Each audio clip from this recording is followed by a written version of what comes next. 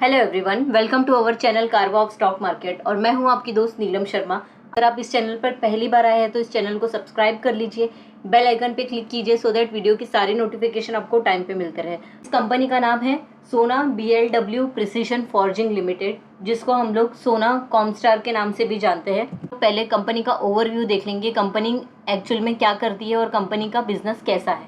ठीक है, तो इसका जो ये ग्लोबली ऑटोमेटिव मैन्युफैक्चरिंग कंपनी है। Sona Comstar is an Indian origin, फिर global automotive system and component manufacture करती है ये। ठीक है, 9 जगहों पे इसके मैन्युफैक्चरिंग यूनिट्स है, जैसे कि India, China, Mexico and US में है। और ये कंपनी इंडिया की एक लीडिंग ऑटोमेटिव टेक्नोलॉजी कंपनी है, जो कि डिज़ाइन भी करती है, मैन्युफैक्चर करती है और सप्लाई करती है highly engineered mission critical automotive system को और कंपोनेंट्स को। कंपोनेंट्स में आते हैं इसके डिफरेंशियल असेंबलीज, जो गाड़ियों में अलग अलग असेंबलीज करनी पड़ती है। ठीक है, वो सारी चीज़ें बनाती है, ये मैन्युफैक्चर करती है। फिर डिफरेंशियल गियर्स, फिर कन्वेंशनल हो गया, micro hybrid starter motors, BSG system, EV traction motors, फिर मोटर कंट्रोल यूनिट टू हर एक व्हीकल की जो डिफरेंट टाइप ऑफ कैटेगरीज रहती है, सबके लिए ये चीज़ें प्रोवाइड करती है। ठीक है, जैसे कि कन्वेंशनल पैसेंजर व्हीकल हो गया, कमर्शियल व्हीकल हो गया, ऑफ हाईवे व्हीकल यानी ट्रैक्टर हो गया, इलेक्ट्रिक व्हीकल हो गया, इलेक्ट्रिक लाइट कमर्शियल व्हीकल हो गया, देन इलेक्ट्रिक 2 and 3 व्हीलर हो गया। ये सारे व्हीकल्स के लिए ये डिज़ाइन, फिर सॉफ्टवेयर्स बनाती है। फिर जो भी रिक्वायरमेंट रहेगा वो आगे हम लोग डिस्कस करेंगे। मैं आपको वो सारे स्क्रीन्स बताऊंगी जहाँ पे ये उनके जो गियर्स हो गया, फिर असेंबलीज हो गया, सॉफ्टवेयर्स बनाती है, वो उसका स्क्रीन भी हम लोग देखेंगे अभी। तो ये है प्रोडक्ट की समरी। अब यही है जो पैसेंजर व्हीकल में क्या क्या चीज़ें लगती है। यहाँ पे आपने देख रहे हो, यहाँ पे नंबर 1, 2, 3, 4 ये सब लाइन से दिया गया है, यानी कि ये सारे असेंबलीज है जो गाड़ियों में लगती है, वो सारे काम ये करती है, मैन्युफैक्चर करती है, इसका डिज़ाइन करती है। इसकी बहुत बड़ी R&D टीम है जो कि ये सारे प्रोडक्ट्स डेवलप करते रहते हैं। ठीक है, आप यहाँ पे देखोगे कमर्शियल व्हीकल में भी जो चीज़ें लगती है ये सारे प्रोडक्ट्स ये बनाती है। यहाँ पे देखोगे बस के लिए डिफरेंशियल बेवल गियर्स लगते हैं। देन यहाँ पे देखो सब नंबर्स दिए गए हैं। ठीक है, तो वो सारे प्रोडक्ट्स बनाती है। देन ऑफ हाईवे व्हीकल यानी ये ट्रैक्टर है, तो ट्रैक्टर के लिए भी कंट्रोलर, ट्रैक्शन मोटर, फिर पोर्टल एक्सल गियर्स बनाती है। देन यहाँ पे लाइट कमर्शियल व्हीकल हो गया, 3 व्हीलर कार्गो हो गया। ठीक है, तो इसके लिए भी अलग अलग प्रोडक्ट्स बनाती है। इलेक्ट्रिक 2 व्हीलर हो गया, फिर industrial automotive AGV and robots हो गया। ये देखो ये पार्ट बनाती है, ये पार्ट बनाती है। बिल्डिंग ऑटोमेटिव में भी चीज़ें प्रोडक्ट्स बनाती है। इलेक्ट्रिक 3 व्हीलर जो है उसके लिए भी ये प्रोडक्ट्स बनाती है। इसके अलावा टेक्नोलॉजी में आप देखोगे तो यहाँ पे देखो सेंसर एंड सॉफ्टवेयर्स भी बनाती है।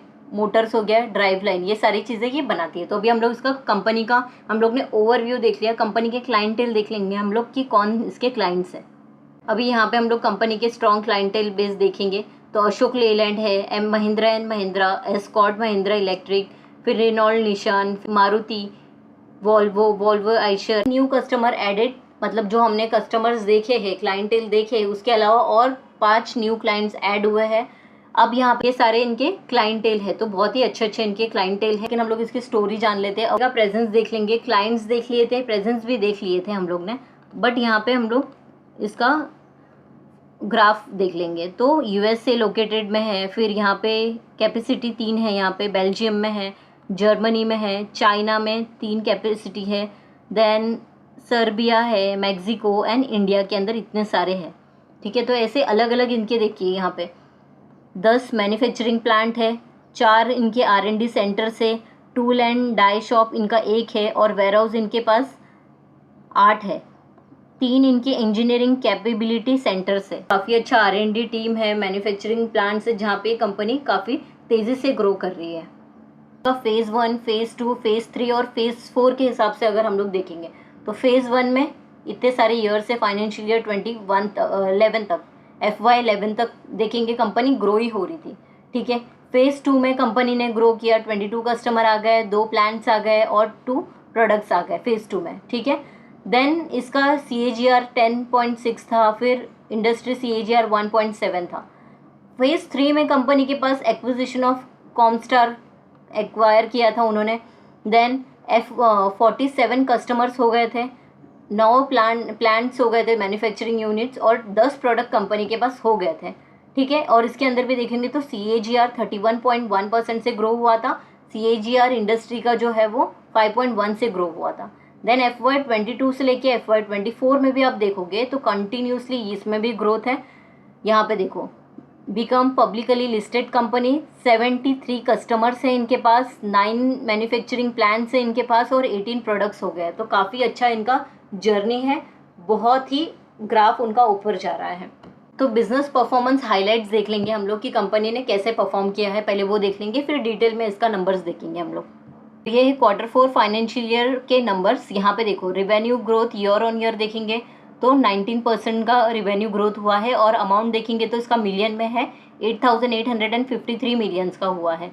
देन इसका EBITDA year on year growth देखेंगे तो 23% का हुआ है, एंड अमाउंट है इसकी 2,481 मिलियंस का। एबिडा मार्जिन जो है उसका 28% का हुआ है।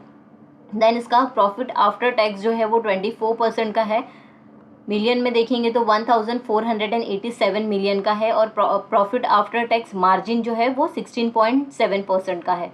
फिर बैटरी इलेक्ट्रिक व्हीकल रेवेन्यू देखेंगे हम लोग तो 2,727 मिलियन का है, ईयर ऑन ईयर ग्रोथ देखेंगे तो 34% का है। अब इसका Q4 फाइनेंशियल प्रोडक्ट रेवेन्यू अगर देखेंगे हम लोग बैटरी ईवी का तो 32% का है। तो काफ़ी अच्छा इसका परफॉर्मेंस हाईलाइट्स है। अगर 3 साल का डेटा हम लोग देखें, लास्ट 3 इयर्स में कंपनी ने बहुत ही ज़्यादा अच्छा परफॉर्म किया है, डबल किया है कंपनी ने, उनके जो की मैट्रिक्स है उसको ऑलमोस्ट डबल किया है। तो रिवेन्यू अगर आप देखोगे तो 21 और ये 24 का है नंबर्स। ठीक है, तो 1 से लेके 24 तक का रिवेन्यू जो आप देखोगे तो 2x से मल्टीप्लाई हुआ है। एबिडा भी देखोगे तो 2x से मल्टीप्लाई हुआ है। प्रॉफिट आफ्टर टैक्स भी 2.4x से मल्टीप्लाई हुआ है। देन नेट ऑर्डर बुक देखोगे तो 1.6x से मल्टीप्लाई हुआ है। यहाँ पे देख सकते हो आप नंबर्स कंटिन्यूसली ग्रो करते जा रहा है। फिर बैटरी इलेक्ट्रिक व्हीकल रेवेन्यू हम देखेंगे तो 14 से डायरेक्टली 29% का हो गया है, 4.3x से मल्टीप्लाई हुआ है ये।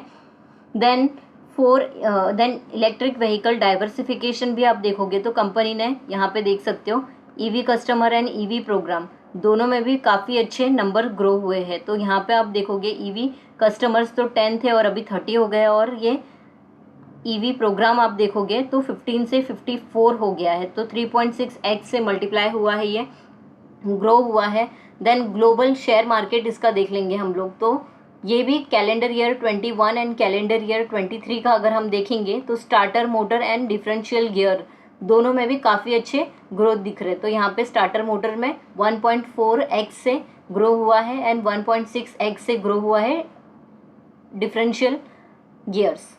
देन यहाँ पे प्रोडक्ट पोर्टफोलियो देख लेंगे तो 1.8x से ग्रो हुआ है ये FY21 और 24 का देखेंगे तो 3 इयर्स का यहाँ पे दिखाया है। यहाँ पे 2x से ग्रो हुआ है 21 से लेके 24 तक देखेंगे तो 15,663 था और अभी हो गया 31,848।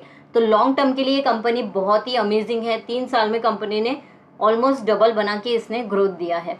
कंपनी का ऑर्डर बुक देखते हैं तो 51 बिलियन का ऑर्डर बुक ऐड हुआ है। ठीक है, ये कभी ऐड हुआ था फाइनेंशियल ईयर 24 में ऐड हुआ है। यहाँ पे देखोगे तो 39 program won in financial year 24। यहाँ पे देखोगे नेट ऑर्डर बुक इसका बिलियन में है। तो पहले कितना था financial year at the end of FY23 का ईवी में देखेंगे तो 166 था। ठीक है, और अभी eight the end of financial year 24 में 179 हो गया है। ठीक है, इसमें ग्रोथ है। देन नॉन ईवी में देखेंगे तो 49 था और अभी 47 हो गया। तो नॉन ईवी का फोकस कम होकर अभी ईवी में ज़्यादा है। इस हिसाब से अगर आप देखोगे तो 51 बिलियन का इसको ऑर्डर बुक मिला है एंड अभी 215 से हो गया है 226 का। तो काफ़ी अच्छा ऑर्डर बुक है कंपनी के पास। अभी डाइवर्सिफाइड रेवेन्यू मिक्स हम लोग देख लेंगे तो बाय जियोग्राफिकल ये फाइनेंशियल ईयर 23 का है और ये 24 का है। ठीक है, ये जो ब्लैक में है वो 40% का है और ब्लैक में क्या था नॉर्थ अमेरिका। तो नॉर्थ अमेरिका से अभी 40% से रिवेन्यू आ रहा है एंड यहाँ पे देखेंगे तो पहले था 43, यानी कि यहाँ पे नॉर्थ अमेरिका से रिवेन्यू कम हो गया है। देन इसका इंडिया से देखेंगे तो 28% का है फाइनेंशियल ईयर 24 में और पहले था 29% का। ठीक है, देन ये वाइट जो है वो यूरोप का है, तो यूरोप से इंक्रीज हो गया है, 26% का है और पहले था 20% का, तो यूरोप से ज़्यादा रेवेन्यू जनरेट हो रहा है अभी केस में। एशिया से देखेंगे हम लोग तो 5% का है, पहले 7 का था, और उसके अलावा जो एक्स्ट्रा रो था वो 1% है और अभी भी 1%। तो यहाँ पे देखेंगे तो डाइवर्सिफाइड रेवेन्यू मिक्स जो आ रहा है वो 26% आ रहा है यूरोप से। प्रोडक्ट्स देख लेंगे हम लोग, FY23 का है और या FY24 का, तो प्रोडक्ट जो है वो कंटिन्यूसली इंक्रीज होते जा रहा है, अच्छा परफॉर्मेंस दिख रहा है यहाँ पे। तो बाय मार्केट सेगमेंट यहाँ पे देखेंगे, सेमीकंडक्टर एंड एम्बेडेड SW, तो यहाँ पे देखेंगे तो 0 था और अभी 1% हो गया है। नॉन ऑटोमेटिव 12 था और अभी 10 हो गया, तो ये राइट है, नॉन ऑटोमेटिव कम ही होना चाहिए। देन 4% था E2W एंड E3W, ये 4% था और अभी 5 हो गया है। देन यहाँ पे CV कार्गो व्हीकल जो रहता है ना वो 15% था और अभी 14 हो गया है। यहाँ पे इंक्रीज हुआ है, 69 था और अभी हो गया है 70%। तो ये है इसका मार्केट सेगमेंट। ये कंपनी के टेक्नोलॉजी रोड मैप है फॉर EPIC मोबिलिटी, ठीक है। अब यहाँ पे देखो तो लीगेसी प्रोडक्ट जो है वो क्या है, ये जो ब्लैक में है वो लीगेसी प्रोडक्ट्स है। करंट प्रोडक्ट हम देखेंगे तो ये जो ब्लू में है वो करंट प्रोडक्ट अभी है, तो काफ़ी ज़्यादा करंट प्रोडक्ट है कंपनी के पास, ये सारे ब्लू वाले, ठीक है। देन फ्यूचर प्रोडक्ट हम देखेंगे, ये जो कि वाइट में है, ये देखो ये सारे फ्यूचर प्रोडक्ट है जो उनके पास अभी ऑर्डर बुक है, जिसके ऊपर उन लोग काम कर रहे हैं। ये नहीं है, ये वाला, ये सब इतने सारे इनके फ्यूचर प्रोडक्ट्स हैं। और ये future product added in Q4, ये Q4 में जो ऐड हुआ था वो ये है, ये वाला एक फ्यूचर प्रोडक्ट है जो Q4 में ऐड हुआ है। एक ही प्रोडक्ट ऐड हुआ है, लेकिन फ्यूचर प्रोडक्ट्स जो है उनके पास अभी लाइनअप में जो कि बहुत ज़्यादा है, तो बहुत ही ज़्यादा पोटेंशियल दिख रहा है ये कंपनी के अंदर। लोग कंपनी के Q4 और फाइनेंशियल ईयर 24 के फाइनेंशियल अपडेट्स देख लेंगे, तो हम लोग कंपेयर करेंगे कंपनी का पहले का नंबर कैसा है और अभी का नंबर कैसा है, और फ्यूचर में कंपनी आगे कितना ग्रोथ कर सकती है, वो सारी चीज़ें हम लोग इसमें फाइंड आउट करने का ट्राई करेंगे। ये है कंपनी का फाइनेंशियल ईयर 24 का Q4 के नंबर्स, ठीक है। तो यहाँ पे Q4 FY23 का है और ये करंट Q4 FY24 का है, ठीक है। अब यहाँ पे देखेंगे ईयर ऑन ईयर जो रिवेन्यू है बैटरी EV का, वो काफ़ी अच्छे से 19% से ग्रो हुआ है, तो जो बहुत ही अच्छे नंबर है इसका। ईयर ऑन ईयर कंपनी ने बहुत अच्छा प्रॉफिट दिया है।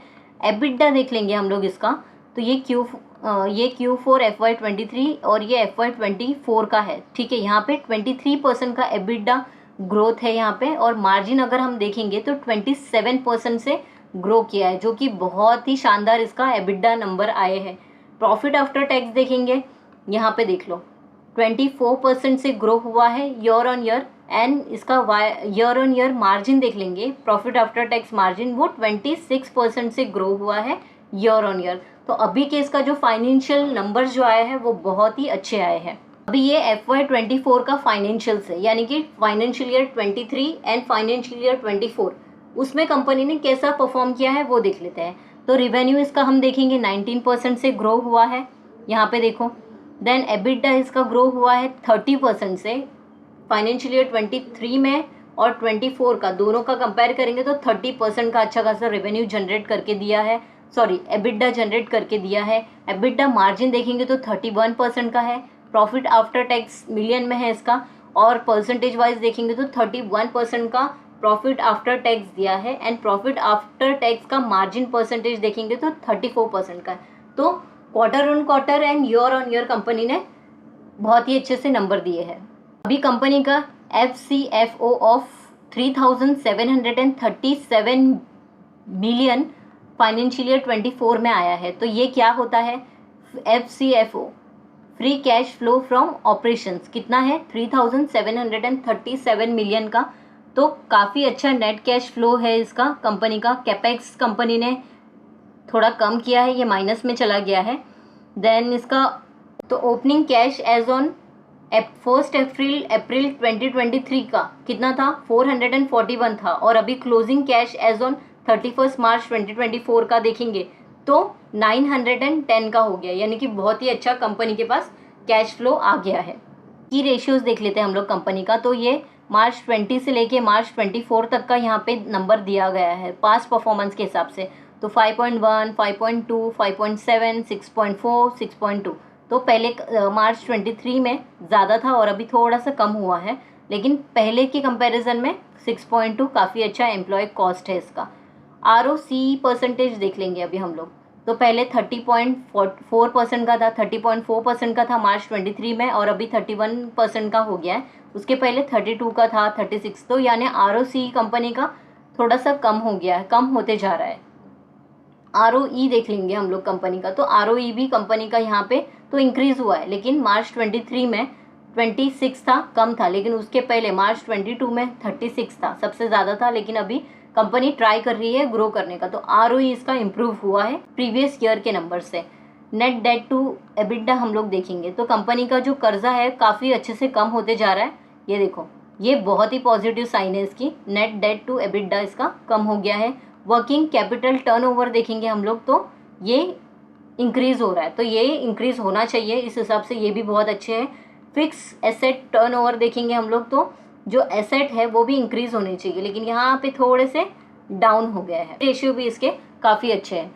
हम लोग कंपनी का मार्केट कैपिटलाइजेशन देखेंगे तो 35,788 करोड़ का है।